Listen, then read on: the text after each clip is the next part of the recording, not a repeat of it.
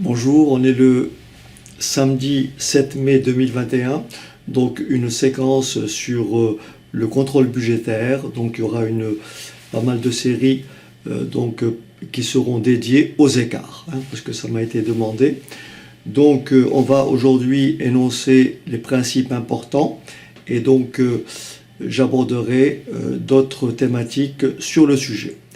Alors première chose, lorsqu'on parle d'écart, on va donc comparer une valeur réelle avec une valeur de référence. On va donc comparer par exemple une valeur constatée avec une valeur standard ou une valeur budgétée. Donc un écart tout simplement se résume ainsi. Un écart, c'est une valeur réelle moins une valeur prévue. Voilà. Je vais utiliser pour le cours, je vais utiliser la lettre R pour réel et la lettre P pour prévu. Donc ça, c'est le premier principe. Il y a un deuxième principe qu'il faut bien comprendre. Lorsque vous calculez un écart, il peut être ou positif ou négatif. Alors faites attention, il n'est pas forcément positif et favorable, il n'est pas forcément négatif et défavorable. J'explique. Lorsque vous analysez, par exemple, vous comparez deux chiffres d'affaires. Si le chiffre d'affaires réel moins le chiffre d'affaires prévu, si cet écart est positif, alors bien entendu, on dit que cet écart-là est favorable. En revanche, si on compare deux coûts, donc un coût réel et un coût prévu, si le coût réel moins le coût prévu est positif, si cet écart est positif, alors là, l'écart est défavorable. Donc en fait, le signe de l'écart est déterminé par rapport à ce que vous calculez. Donc lorsque le réel est supérieur au prévu, quand il s'agit d'une marge, quand il s'agit d'un résultat, quand il s'agit d'un chiffre d'affaires, bien sûr un écart positif est favorable. En revanche, lorsqu'il s'agit d'un coût, lorsqu'on va comparer des charges, etc., lorsque l'écart est positif, il est nécessairement défavorable. Ça, c'est le principe numéro 2. Et maintenant, on va passer à un autre principe qui est très important. Lorsque vous allez calculer des écarts, vous aurez forcément à manipuler, à décomposer. Admettons que on veut comparer, par exemple, dans un système de production, on a prévu par exemple un volume V, d'accord, un volume V donc d'unités, d'accord. Ces articles-là vont utiliser une quantité Q de facteurs de production. Admettons que je fabrique 50 articles et que ces 50 articles nécessitent, par exemple, chaque article nécessite 5 kg de matière première, d'accord. Et bien sûr, le coût admettons que le coût unitaire donc de 1 kg de matière première, c'est P. Donc là, vous avez compris, vous avez un coût qui est égal au volume fois la quantité fois le prix. Et donc là, vous avez un coût. En fait, ici, vous avez comment dirais-je, le coût est le produit de 3 composantes. Et bien, lorsque vous avez une entité qui est, par exemple, qui est composée de, vous avez, par exemple, n composantes. On va dire ici 4 composantes ou 5 composantes. Ben, si vous avez 2 composantes, vous aurez 2 sous-écarts, donc vous ferez la somme des 2 sous-écarts. Si vous avez 3 composantes, vous ferez la somme des 3 sous-écarts. Et si vous avez n composantes, vous ferez la somme des n sous-écarts. Alors, je vais vous expliquer très doucement, parce que cette notion-là, elle échappe à la plupart des étudiants, donc ils n'arrivent pas à visualiser ce qui se passe. Il faut que vous compreniez ceci. Admettons que je m'intéresse donc à ce coût à ce coût, alors le coût réel que je vais appeler CR. Donc, coût réel CR. Il est égal à VR, volume réel, multiplié par la quantité réelle, multiplié par le prix réel. Ça, c'est le coût réel. Maintenant, le coût prévu, ou le coût budgété, c'est VP fois QP fois PP. L'écart total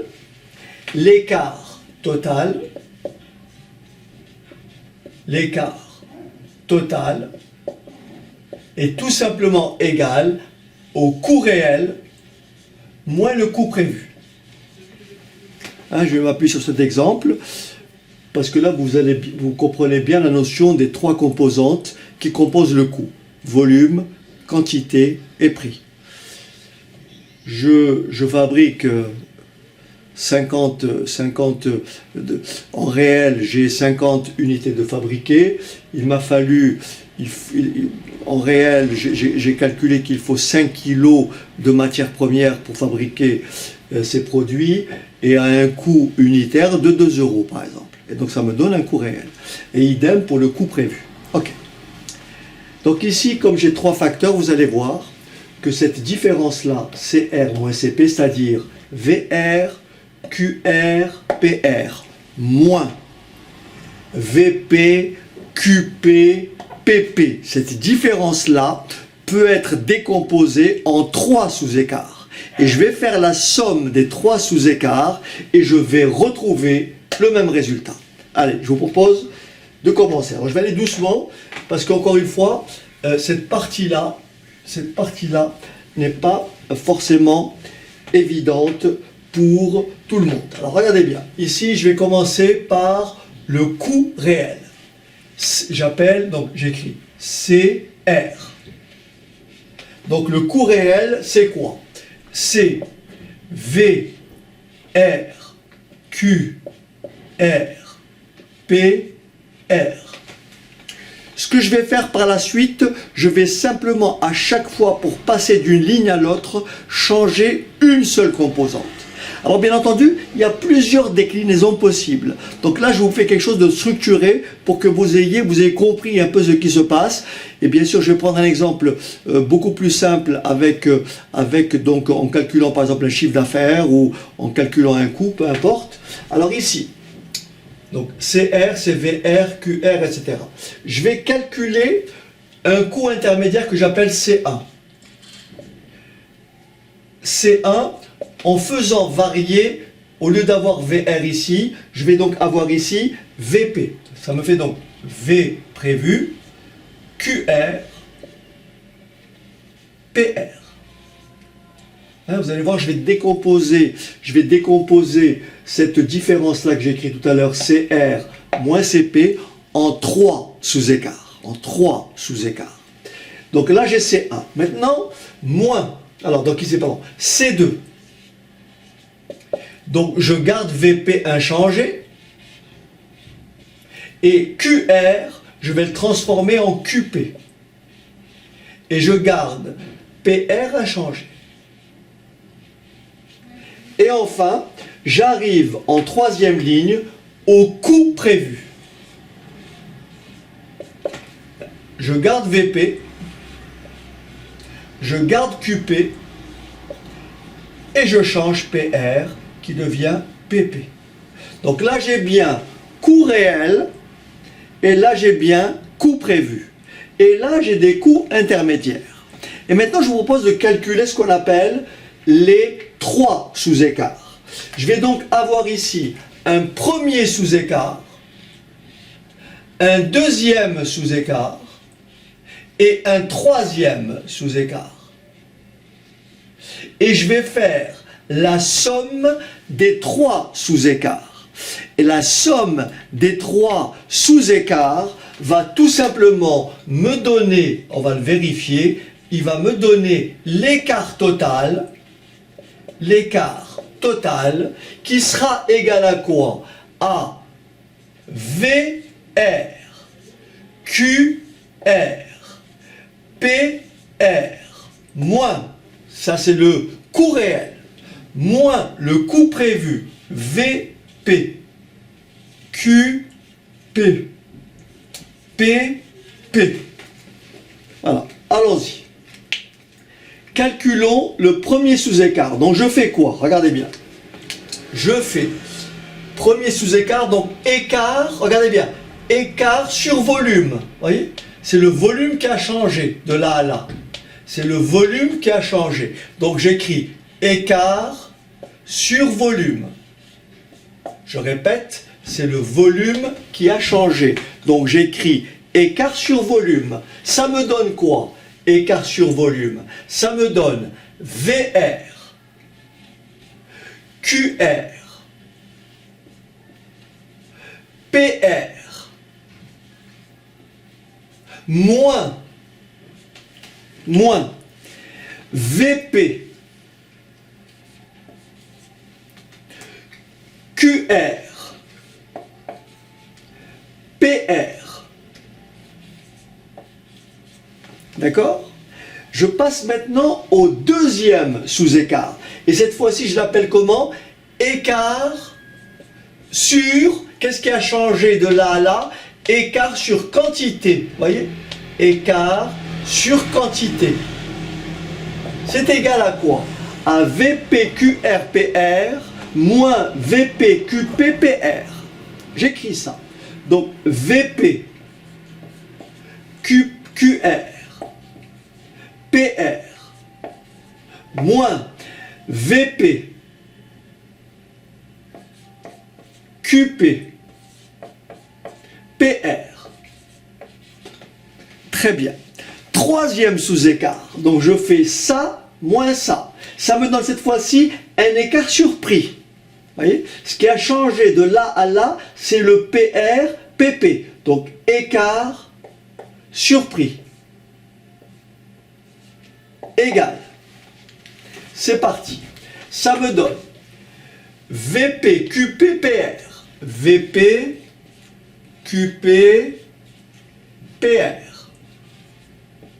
Moins VP, QP,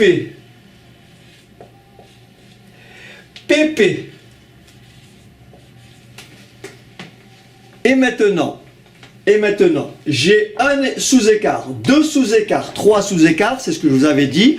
J'ai trois composantes, donc j'ai décomposé tout ceci en trois sous-écarts. Faisons la somme des trois sous-écarts. Et qu'est-ce que vous remarquez? Regardez bien, qu'est-ce que vous remarquez? VP moins VP QR PR plus VP QR PR s'annule. En fait, ça plus ça, ça fait 0. Et qu'est-ce que vous remarquez ici? Moins VP QP PR plus VP QP PR. Et donc cette quantité et cette quantité s'annulent. Qu'est-ce qui me reste? Il me reste ça que voici, moins ça que voici. Et voilà à quoi est égal l'écart total. C'est bien la somme de ces trois sous-écarts.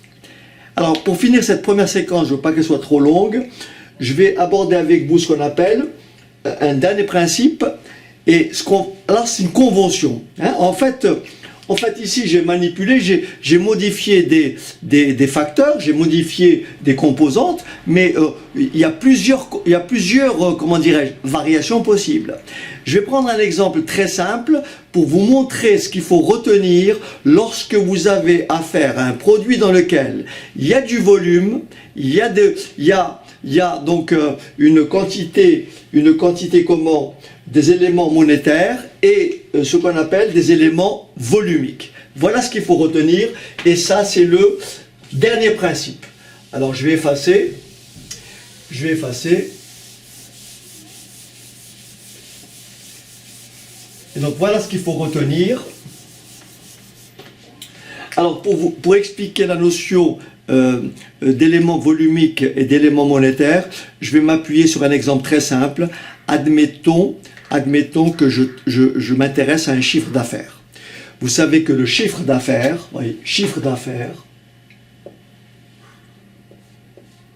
d'accord, c'est la quantité Q que multiplie le prix P. Donc ici, l'élément volumique, c'est Q, et l'élément monétaire, c'est P. Voilà ce qu'il faut retenir. Bon, d'abord, si je veux calculer l'écart total. L'écart total,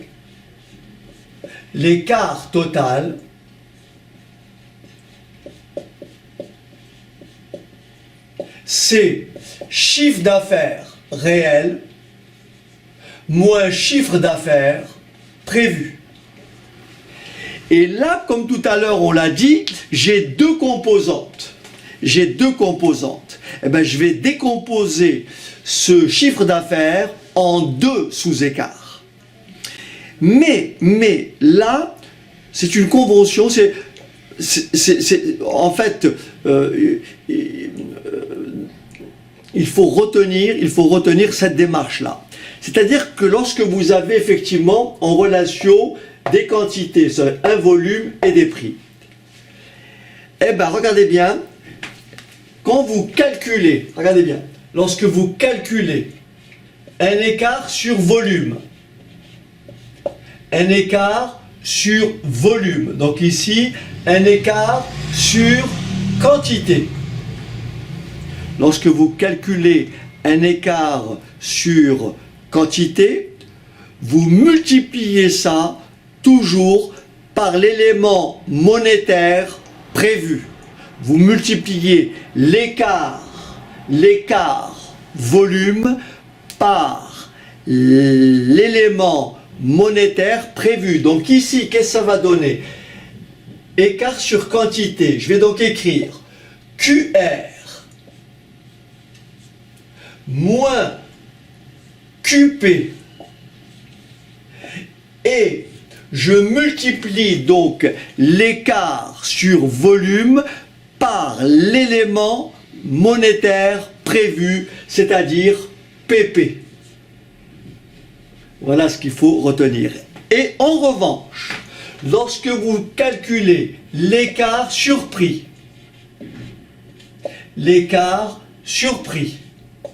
cette fois-ci, bien sûr, l'écart sur prix, c'est le prix réel moins le prix prévu. Mais cette fois-ci, vous multipliez ça par le coût réel. Donc je répète la convention, c'est la règle en fait que l'on applique, mais on peut tout à fait modifier ça et arriver bien sûr à des écarts différents, mais il faut conserver ça jusqu'au bout. C'est pour ça que là, il faut retenir un écart sur élément monétaire, on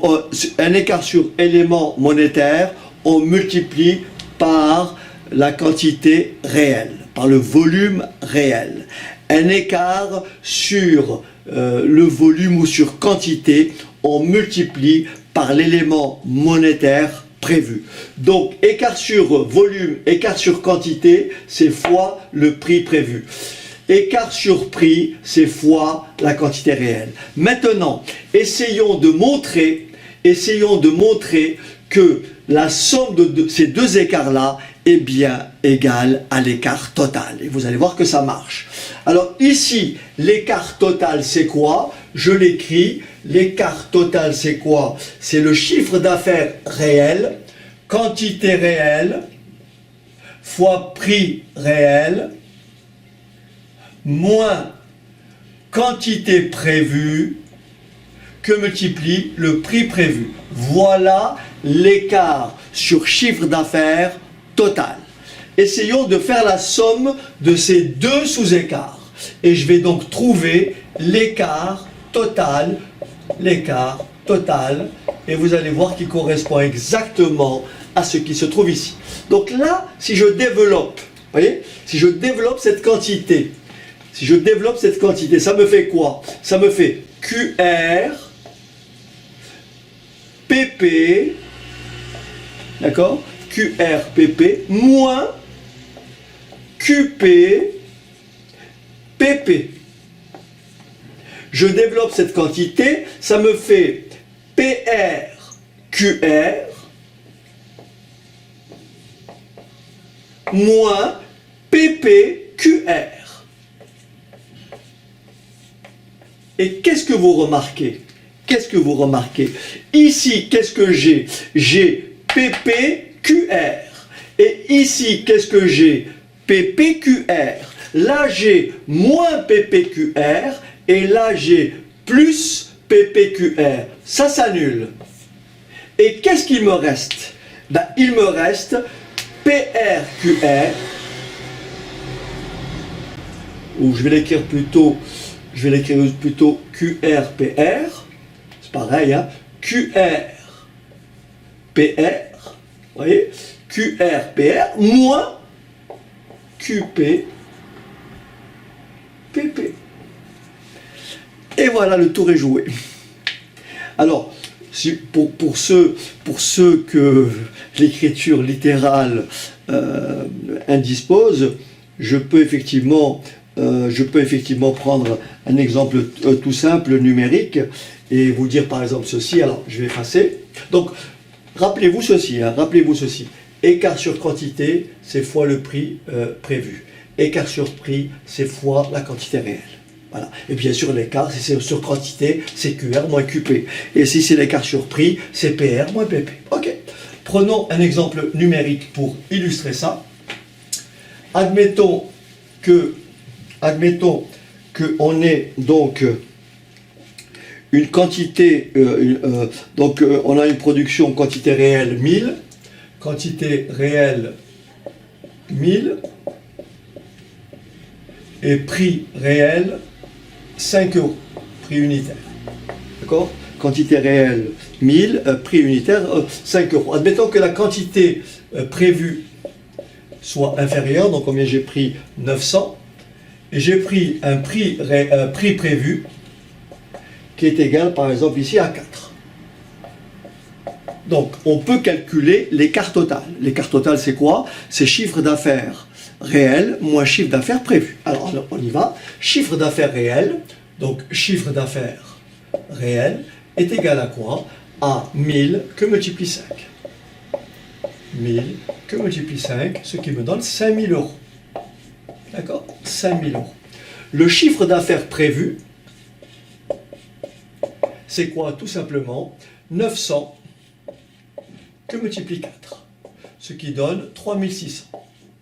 Et donc nous avons un écart total, écart sur chiffre d'affaires, hein, écart sur chiffre d'affaires, qui est égal à 5000 moins 3600, soit 1400. Ok. Maintenant, je vous propose de décomposer cet écart total sur chiffre d'affaires en deux sous-écarts. Écart sur quantité et écart sur prix. Et vous allez voir qu'on va retrouver les 1400. Voilà. Et après, vous aurez compris. Donc ça va être suivi d'une autre séquence parce que le chemin est relativement long pour les écarts. Alors, donc ici, qu'est-ce que je vais faire? Je vais donc calculer écart, on a dit, sur quantité. Non, je vais commencer par écart sur prix. Qu'est-ce qu'on a dit pour l'écart sur prix? Alors, j'écris écart sur prix. Est-ce que j'ai de la place? Oui, je vais l'écrire ici. Alors, écart sur prix, voilà, j'écris écart sur prix. Donc, si je calcule l'écart sur prix, ça porte sur les quantités réelles. Donc, j'écris quoi? Écart sur prix. Bon, je l'écris d'abord littéralement pour que vous compreniez. C'est prix réel moins prix prévu, que multiplie quantité réelle. Alors c'est parti. Prix réel, 5 euros. Prix prévu, 4 euros. que multiplie quantité réelle 1000. Vous êtes d'accord que ça fait 1 fois 1000, ce qui me donne 1000 euros. Donc ça, c'est l'écart sur prix. Maintenant, écart sur quantité. Forcément, c'est QR moins QP que multiplie, attention, le prix prévu. Égal QR 1000 moins QP 900. Attention, multiplié par le prix prévu, c'est-à-dire 4. Je fais mon calcul. 1000 moins 900, ça fait 100. 100 fois 4, ça fait 400. Donc ça, c'est l'écart sur prix. Là, c'est l'écart sur quantité. Ce sont deux sous-écarts. Je fais leur somme et j'obtiens tout simplement 1400 euros qui est exactement égal à cet écart. Voilà. Donc ceci complète la première séquence sur les écarts et il y en aura d'autres. Il faut qu'on aborde le écart sur résultat, écart sur marge, écart sur charge directe, écart sur charge indirecte, etc., etc. Voilà, encore une fois, n'hésitez pas à commenter. Je vous dis à très bientôt.